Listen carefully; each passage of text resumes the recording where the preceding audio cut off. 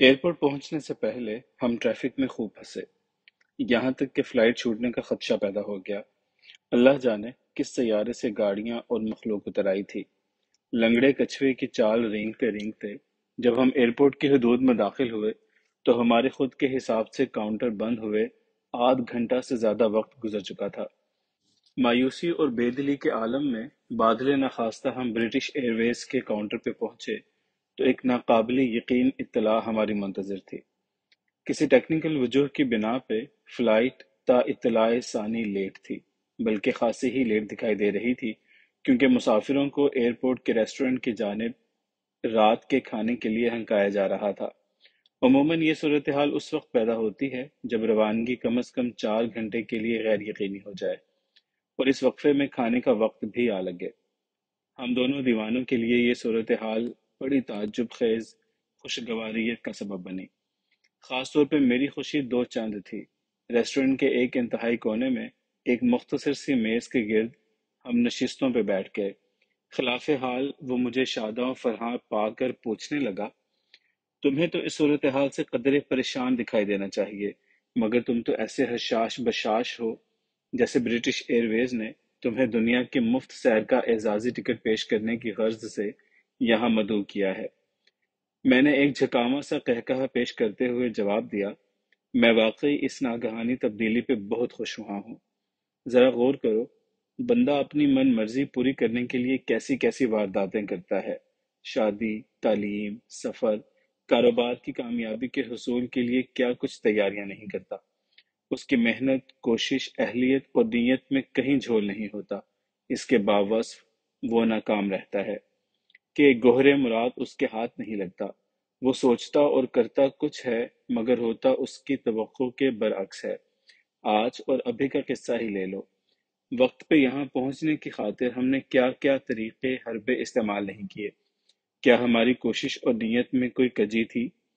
इसके बावजूद हम यहाँ वक्त पे नहीं पहुँच पाए। एयरपोर्ट के बाहर सूरत हाल कुछ और दिखाई दे रही थी। यहाँ पहुँच पाए तो कुछ और हो गई।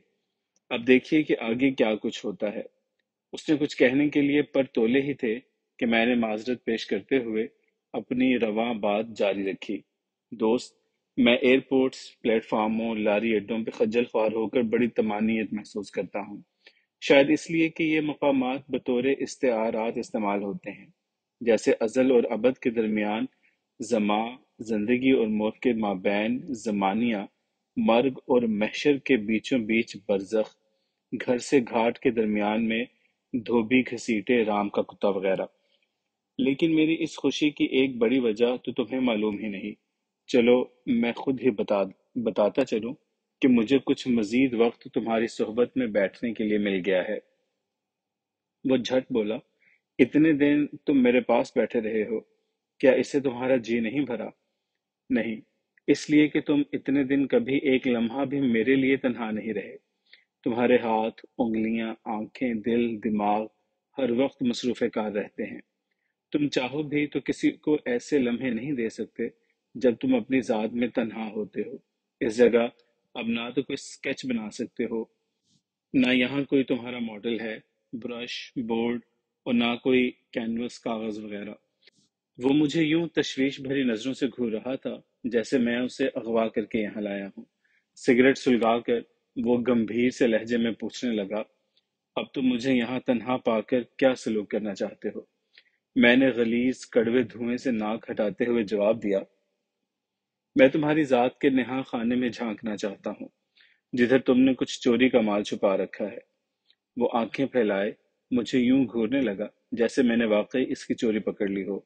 दूर सामने डिजिटल क्लॉक पे नजरें जमाते हुए बादले न खास्ता कहने लगा, मुझे पहली मुलाकात से ही अंदाजा हो चुका था कि तुम आम लोगों से एक अलग इंसान हो। तुम्हारी नादीदा सितारे खोजती आंखों और मरवारीद उजालती बातों से मजीद यकीन हुआ कि तुम कहीं न कहीं मेरे लिए कोई ऐसी सूरत हाल जरूर पैदा करोगे कि जिसका सामना करने पे मैं खुद को मजबूर पाऊंगा। अब देख लो, इस वक्त वही सूरत हाल है कि मैं कोई मुनासिब सा मुख मुकार किए बगैर तुमसे अपनी जान नहीं छुड़ा सकता।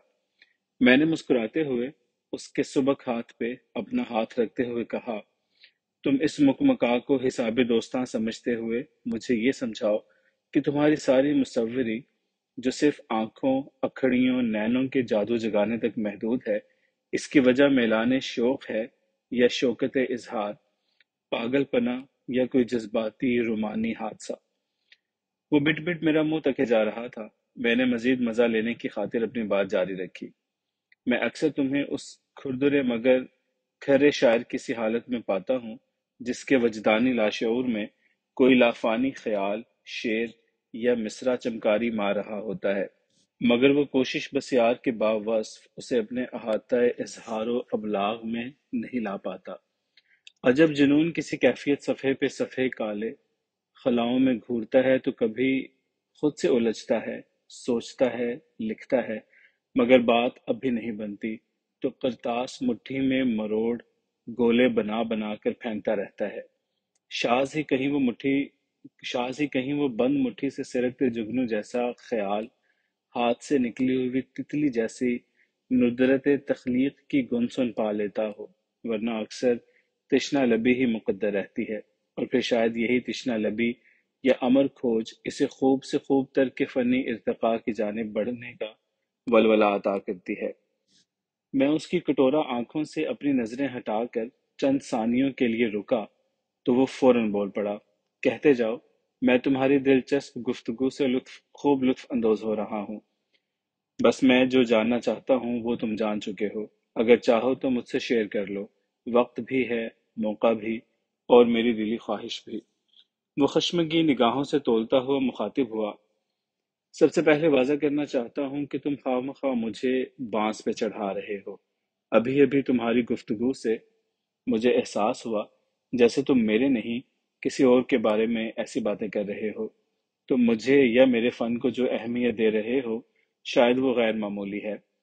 چونکہ تم ایک مخلص انسان ہو، لہٰذا میں یہ بھی نہیں کہہ سکتا کہ تم چاپلوسی یا غلط بیانی سے کام لے رہے ہو۔ بہرحال اسی دوران کھانا پینا چن دیا گیا۔ دوران طعام بتانے لگا، میں بنگلور میں ایک متوسط سے مسلم گھرانے میں پیدا ہوا۔ میرا باپ پیشے کے اعتبار سے سنگ تراش تھا۔ اس کا پسندیدہ موضوع ہندو میتھولوجی تھا۔ ایک مسلمان ہونے کے ناطے اسے یہ بت تراشی کا پیشہ اختیار نہیں کرنا چاہیے تھا۔ اسی وجہ سے اسے اپنے خاندان کے علاوہ دیگر مسلم حلقوں میں بھی ایک غیر پسندیدہ فرد سمجھا جاتا تھا۔ آخرکار اسے ایک فتوے کے تحت فاسق و فاجر قرار دے کر خاندان اور مسلم کمیونٹی سے باہر نکال دیا گیا۔ بس یہیں سے ہماری بد نصیبی کا دور شروع ہوا۔ ہم چھوٹے چھوٹے 5 بہن بھائی تھے۔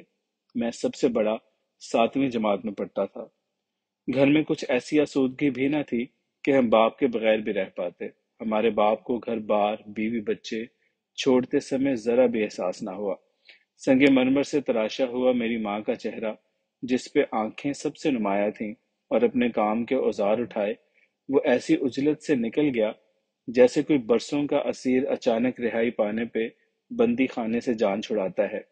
مجھے وہ منجمد سا منظر ابھی تک یاد ہے کہ جب ہم سہمے ہوئے بہن بھائی خاموشی سے آنسو بہاتی اندھی ماں کے ساتھ لگے چمٹے ہوئے تھے کہ کہیں وہ بھی ہمیں بے آسرا چھوڑ کر اس کے پیچھے نہ چل دے۔ شام سمے کے گھاٹ پہ سورج بس آخری ڈبکی لینے ہی والا تھا۔ سامنے آسمان ہماری بے بسی کا یہ دل خراش منظر دیکھ کر لہو لہو ہو رہا تھا۔ گھر کی روشنی سے نکل کر سامنے گہرے ہوتے ہوئے سایوں میں مدغم ہونے والے اس باپ نے ایک بار بھی مڑ کر نہیں دیکھا تھا۔ اپنی جگہ یہ بھی ایک حقیقت تھی کہ میرا باپ ایک منفرد فنکار تھا۔ دیوی دیوتاؤں اور سورگ کی اپسراؤں کے پیکر تراشنے میں اس کا کوئی ثانی نہیں تھا۔ بڑے بڑے سیٹھوں، دھارمک اداروں، مندروں، عجائب گھروں اور بدیسی آرٹ ڈیلروں کے لیے اس نے بے مثال شاہکار تخلیق کیے۔ داد و دام بھی ملے اور شہرت و عزت بھی سمیٹی، مگر شراب اور جوئے کی لت نے اسے ہمیشہ کنگال اور خستہ حال ہی رکھا۔ وہ اکثر بدمستی کے عالم میں میری صدا کی روگی اندھی ماں کو پٹائی بھی کر دیا کرتا تھا۔ ہم بچہ لوگ ڈرے سہمے سے کونوں کھدروں میں دبک جایا کرتے۔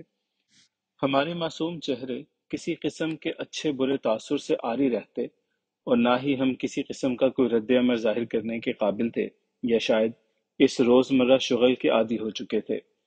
ہماری دھان پان مریل سی ماں بھی چار چوٹ کی کھا کر بے مزہ نہ ہوتی۔ اس کے منہ سے ہائے وائے تو دور کی بات، ہلکی سی سسکاری بھی نہ نکلتی۔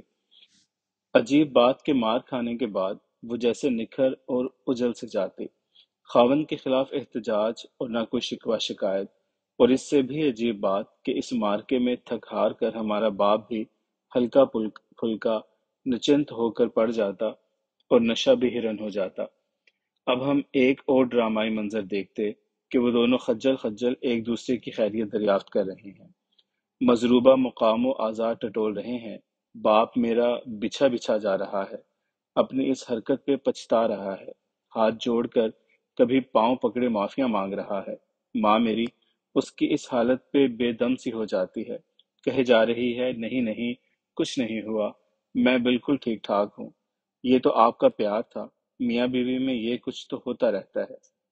میرے باپ کو اپنی خفت مٹانے کے لیے جب کچھ اور نہ سوچتا تو وہ بے تحاشا اپنا منہ ماتھا پیٹنے لگتا، یا پھر زور زور سے فرش پہ اپنے ہاتھ توڑنا شروع کر دیتا۔ یہ صورتحال دیکھ کر ہم بہن بھائی بھی رونا شروع کر دیتے۔ آلو کا ایک قطرہ چھری کی زد میں لاتے ہوئے وہ چند ساعتوں کے لیے خاموش ہو گیا، پھر استہزائیہ سی ہنسی کے ساتھ مزید بولا، ہمارا گھر بھی ایک نوٹنکی کی طرح تھا، جدھر ہر روز صبح دوپہر یا شام ایسا ناٹک ضرور کھیلا جاتا تھا۔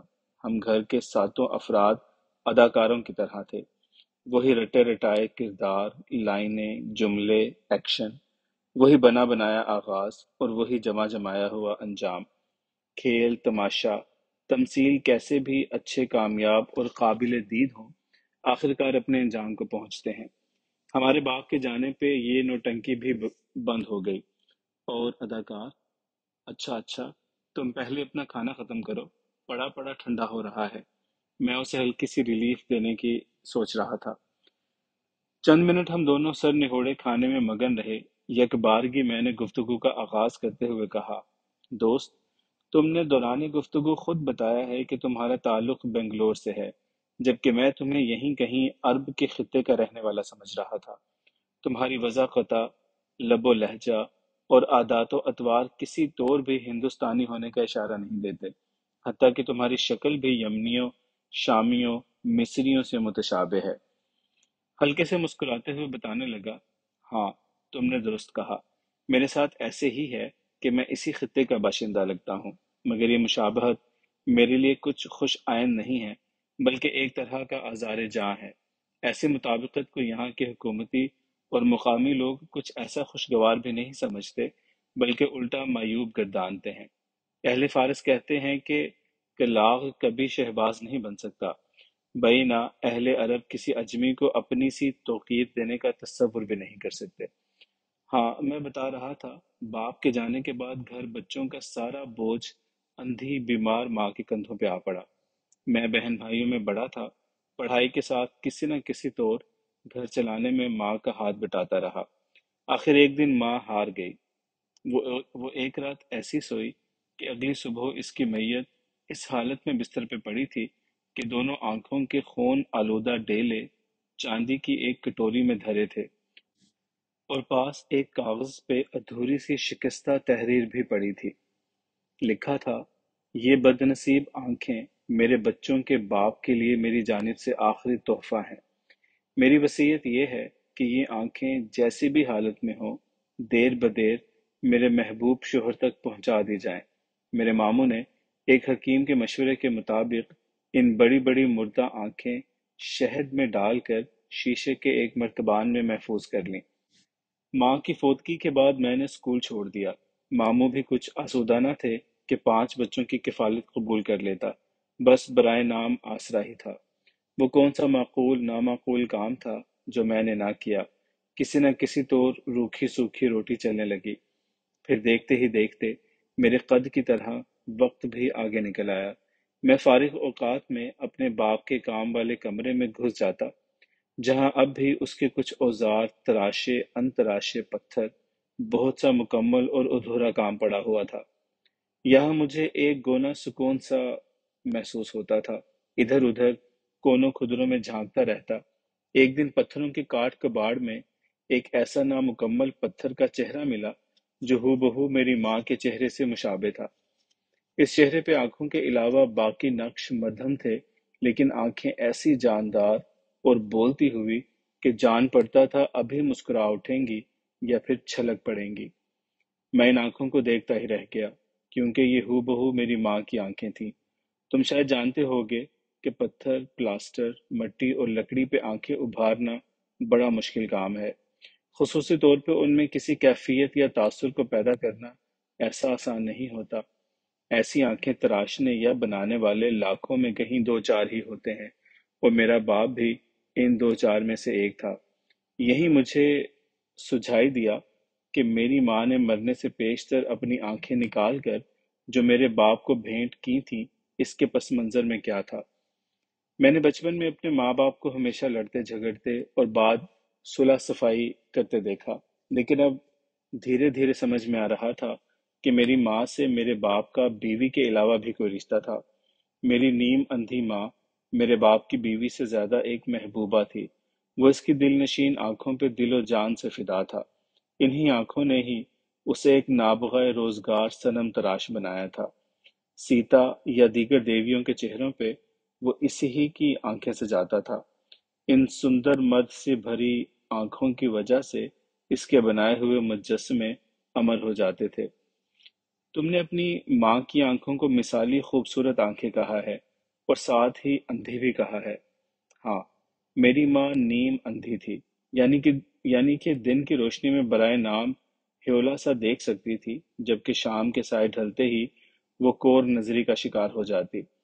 पर उसकी शफाफ हीरे की मानिंद दमकती हुई आंखें देखकर कोई नहीं कह सकता था कि वो मादरजाद नाबीना है।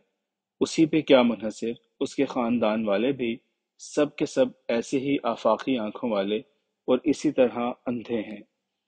मैंने उसके करीब सरकते हुए झिझकते झिझकते पूछा, क्या तुम कुछ इन खूबसूरत आंखों वाले अंधों के बारे में कुछ मजीद बताना पसंद करोगे? वो ऐसा लंबा सा वक्फा लेते हुए कदरे मुतरद्दद सा बोला, ये सारी कथा सुनाने के लिए मुझे कुछ तफसील में जाना पड़ेगा, और मैं नहीं समझता कि ये सब कुछ तुम्हारे लिए जानना जरूरी है। हाँ, अलबत्ता दिलचस्प जरूर है। ये संतराशी चित्रकारी का फन और पेशा हमें अपने पुरखों से वदीयत हुआ है। हमारे दादा परदादा पुराने राजों महाराजों के लिए पत्थरों, हाथी दांत और सोने चांदी की मूर्तियां बनाते थे, और शाही चित्रकार मूरत घड़ते कहलाते थे। इनके बनाए हुए चीदा चीदा शाहकार आज भी मुख्तलिफ रियासतों के राज भवनों, अजायब घरों, पुराने मंदिरों और बैरून मुल्क आर्ट गैलरियों में देखे जा सकते हैं। मेरे दादा ने मेरे बाप को बहुत कम उम्री में इस काम पे लगा दिया था, मगर इस काम में इसकी दिलचस्पी ना होने के बराबर थी। जब एक खासा अरसा पत्थर रगड़ते, मूर्तियों की पॉलिश करते गुजर गया और असल काम और हुनर की अटकल न आई, तो दादा ने मेरे बाप को निखंड समझते हुए अपने भाई लक्ष्मण दास के यहाँ भोपाल भेज दिया। लक्ष्मण दास का शुमार वहाँ के महान उस्ताद चित्रकारों में होता था। मैं बताऊं कि ऐसे चित्रकार, मूर्तियां तराशने वाले जो सिर्फ देवियों, देवताओं और श्री कृष्ण जी, माई सीता या अवतारों के लिए मखसूस होते हैं, उन्हें बड़ी इज्जत और एहतराम की नजर से देखा जाता है। इसी तरह लक्ष्मण दास भी एक महान चित्रकार थे। उनके बारे में मशहूर था कि वो हर किसी को अपना शागिर्द नहीं बनाते थे, और अगर किसी को बना भी लेते तो ढंग से काम नहीं सिखाते थे। मिजाज के तल्ख, जुबान के सख्त, न किसी का लिहाज न ख्याल। मेरे बाप को भी उन्होंने बड़ी जतनों और शर्तों से कबूल किया था। मैंने बड़ी आहिस्तगी से उसे टोकते हुए कहा, अभी भी तुमने कहा कि तुम्हारे दादा के भाई का नाम लक्ष्मण दास था। इसका मतलब है कि तुम्हारे दादा परदादा हिंदू थे? हाँ, हमारे अलावा हमारे तमाम रिश्तेदार हिंदू ही हैं, बल्कि कट्टर हिंदू। वक्त हो गुजरा कि मेरे दादा भगवान दास की एक मुसलमान दरवेश से कहीं मुठभेड़ हो गई। खुदा जाने उसने क्या चमत्कार दिखाया कि दादा मुसलमान होकर इसका मुरीद बन गया और बदरुद्दीन नाम दोहराया। मशहूर उस्ताद अल्लाह बख्श मेरे दादा के गुरु भाई थे। اور میرے والد کے دوست بھی۔ ان دونوں کا ایک ہی وقت زمانہ تھا، ایک ہی طرح کا کام اور ایک جیسا نام کمایا۔ چاہیے تو یہی تھا، مسلمان ہونے کے بعد وہ مورتیاں اور دیویاں دیوتا بنانا ترک کر دیتے، مگر باوجود ایسا نہ کر سکے۔ حقیقت یہی ہے کہ اگر نرت، اسنام گری اور چترکاری میں اساطیر کی ہندو میتھولوجی کو نکال دیا جائے تو باقی محض اچھل کود، گھگو گھوڑے اور بچوں کے کارٹون رہ جاتے ہیں۔ جیسے گیت، کویتا وغیرہ ہندی پوربی انگ رنگ بغیر ٹپے ڈھولے سے لگتے ہیں۔ میرے دادا نے اسلام قبول کرنے کے بعد کوشش کی کہ اولاد کو ایسے معاش میں ڈالے جس میں کوئی مذہبی قدغن نہ ہو، مگر کوششیں بسیار کے باوجود ایسا نہ ہو سکا۔ شاید یہ فن و ہنر کی آفاقیت ہماری نسلی پہچان بن کر ہی ہمارے خون میں جذب ہو چکی تھی۔ دادا راہی عدم ہوئے تو گھرداری کا سارا بوجھ والد صاحب کے کندھوں پہ آن پڑا، اور ان کا یہ عالم کہ ان کے نام کام سے نہ ہندو خوش اور نہ مسلمان راضی۔ ہندو ان کے ہاتھ کی بنی مورتیاں، تصویروں کو کھلے دل سے قبول نہ کرتے تھے کہ ایک مسلمان نے بنائی ہیں، جو اپنا نام، جنم، دھرم سب کچھ تیاگ کر ملیچ ہو چکا ہے۔ ادھر مسلمان یوں خفا کہ اسلام قبول کرنے کے باوجود بھی کافروں کے لیے بت تراشتا ہے، ان کے دیوتاؤں دیویوں کی تصویریں بناتا ہے، یہ منافق و ملحد ہے، اس کی روزی حرام ہے، وغیرہ وغیرہ۔ اس طرح کی کیفیات اور مسلسل ذہنی قلبی اذیت نے اسے بے طرح چڑچڑا اور زندگی سے بیزار سا کر دیا۔ اس خاندانی کام کے علاوہ اسے اور کچھ آتا بھی نہیں تھا۔ پیٹ کا دوزخ بھرنے کی خاطر بادل نخواستہ یہی دھندا جاری رکھا، مگر جو کام قماش، دل جمعی، ذہنی آزادی اور کھلے ہاتھوں سے انجام پذیر نہ ہو، اس میں بھلا خاک مزہ اور برکت ہوگی۔ جبکہ میرا باپ پہلے ہی سے ہاتھوں کا کچا اور فنی اعتبار سے بچہ تھا، اب اس صورتحال سے بالکل ہی بکھر کر رہ گیا۔ بکھری ہوئی کوئی بھی شے ہو، وہ بے رخی، بے وزنی اور بے توقیری سی ہو جاتی ہے۔ عمر ناپختہ، سمجھ عقل خام، تحمل صبور ناپید، اور اوپر سے معاشی پریشانی۔ ایسی صورتوں میں یہی کچھ ہوتا ہے، پیروں، فقیروں، آستانوں اور دلچسپی یا منشیات سے رغبت، ورنہ خودکشی یا دیوانگی تو ہوتی ہی ہے۔